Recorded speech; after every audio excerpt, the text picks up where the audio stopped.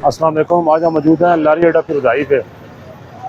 इधर हम जो बस ड्राइवर उनको ब्रीफ करेंगे सीट बेल्ट के मतलब, बगैर फिटनेस गाड़ी नहीं चलानी उसके मतलब, उसके अलावा नशे की हालत में गाड़ी नहीं चलानी, उसके अलावा ओवर स्पीडिंग नहीं करनी, उसके अलावा सवारियों को ओवरलोडिंग नहीं करेंगे। इन सब बातों के बारे में ब्रीफ करेंगे हम ड्राइवरों को। और स्पेशली जो PSV ड्राइवर हैं उनको ब्रीफ करेंगे, जो बसों वाले ड्राइवर हैं, क्योंकि इसमें ज़्यादा बसें चलती हैं और लॉन्ग रूट की बसें हैं जिनमें कराची और कोयटा है।